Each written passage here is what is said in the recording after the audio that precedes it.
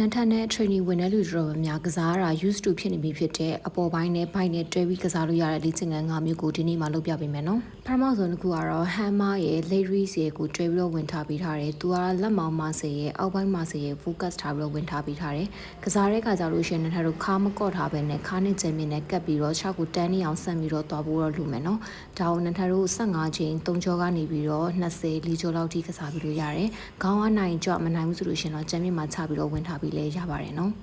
ဒုတိယတစ်ခုအနေနဲ့ကတော့ခါးပြီးရဲ့လက်မောင်းကအစီရဲ့တခါတည်းကျစီမဲ့ band crunch ရဲ့ white lateral ကိုဝင်ထားပေးပါမယ် band crunch ကတော့ဒူးကွေးမဲ့ပြန်ဆန်းထုတ်ထားပေးမယ်လက်ကပလက်နေထားပြီးတော့လက်ကဆန်းတဲ့ခါကျရင်6ကိုတန်းနေအောင်ဆန်းပြီးတော့သွားဖို့တော့လိုပါမယ်နော်ဒီနေရာမှာနန်ထက်ကတော့တခါတည်းထိုင်ပြီးတော့သွားပြပေးရဲဆိုပေမဲ့နန်ထက်ရဲ့training တွေမှာဆိုလို့ရှိရင်တော့ basic ကနေပြီးတော့တေချာလေးပြပေးပါတယ်နော်ဒါကိုလည်းနထတို့အလေးကို 2kg 3kg ကနေပြီးတော့မနိုင်ဘူးဆိုလို့ရှိရင်ရေသက်မှုနှစ်ပူသုံးပြီးကစားပြီးလဲရပါတယ်နော်10ချိန်3ကြောကနေပြီးတော့အချိန်20 4ကြောလောက်ထိဝင်ပြီးလို့ရပါတယ်တတိယတစ်ခုအနေနဲ့ကတော့နထတို့လက်တစ်ဖက်ကိုခေါင်းရဲ့ဘေးကိုဆွဲမထားပြီးမယ်ပြီးသွားလို့ရှိရင်ဘဲချေညာလက် two test ကိုဝင်ထားပြီးမယ်ဟိုဘက်6တစ်ဖက်ကိုကနထတို့ tibet pose ပုံစံဝင်ထားပြီးမယ် tibet pose ဟိုးဝင်တဲ့ခါကျရင်ဒူးနဲ့တင်မနဲ့တန်းနဲ့ရအောင်ထားပြီးမယ်ခါနဲ့ချမ်းမြင့်နဲ့ကပ်ပြီးတော့ဘိုင်းမဆေလေးကိုတေချာလေးဆွဲညှစ်ပြထားပြီးမယ်တစ်ဖက်ကတော့6နဲ့လက်နဲ့ကိုဆွဲထိထားပြီးမယ်တစ်ဖက်ကို10ချိန်ဆိုလို့ရှိရင်နောက်တစ်ဖက်ကို10ချိန်လက်တစ်ဖက်က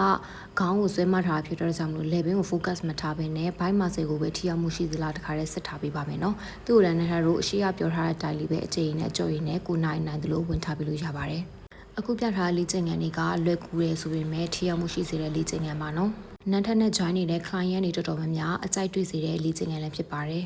လေးမျိုးမြောက်ကတော့ side hip dip ကိုနှစ်ခေါက်ဝင်ထားပြီးမယ် side leg raise ကိုတစ်ခေါက်ဝင်ထားပြီးမယ်သူကကျတော့နန်ထတို့ရဲ့ခါးဘီကမာဆေကို focus ထားပြီးတော့ဝင်ထားပြီးမယ် side hip dip ဝင်တဲ့ခါကျလို့ရှိရင်ခန္ဓာကိုယ်ကတန်းနဲ့ထားပြီးတော့ side leg raise ကိုဝင်တဲ့ခါကျလို့ရှိရင်တော့လူကပလက်နေထားကနေပြီးတော့ခြေပြားထိပ်လက်ထိပ်ကိုဆွဲထိထားပြီးမယ်နော်ဒီနေရာမှာအရေးကြီးတာကနထရရဲ့ခန္ဓာကိုယ်ရဲ့ balance ကိုရှောင်းနဲ့လက်နဲ့မျှထိန်တော့မှပဲခါးဘေးကိုထိရောက်မှုရှိမှာပါတကယ်လို့ကိုကလက်ကိုပဲအားဆိုင်နေရဆိုလို့ရှိရင်တော့ဇက်ကြော်တက်တာတွေလက်မောင်းနာတာတွေဖြစ်တတ်ပါတယ်နော်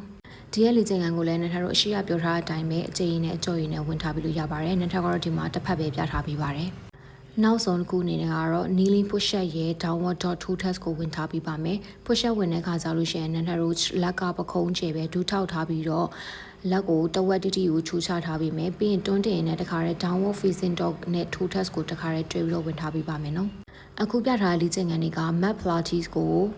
inspire ယူထားပြီးတော့နထတို့အပေါ်ပိုင်းနဲ့ဘိုင်းနဲ့ကို focus ထားပြီးတော့လေ့ကျင့်ထားမှာဖြစ်ပါတယ်နော်ကိုက strength training လဲလုပ်ချင်တယ်ပြီးသွားလို့ရှိရင် mat pilates ကိုလည်း join ချင်တယ်ဆိုလို့ရှိရင်တော့နထရဲ့ online class တွေဖြစ်တဲ့ Zoom group training Zoom personal training video group training video personal training တွေကိုဝင် join လို့ရပါတယ်နော်အခြေအနေအကြောင်းကြောင့်မ join နိုင်ဘူးဆိုလို့ရှိရင်လည်းနထရဲ့ page မှာတင်ထားတဲ့ video လေးတွေကနေပြီးတော့တေချာလေး like ကစားမယ်ဆိုလို့ရှိရင်လည်းကိုလိုချင်တဲ့ target ကိုရောက်ပါမယ်နော်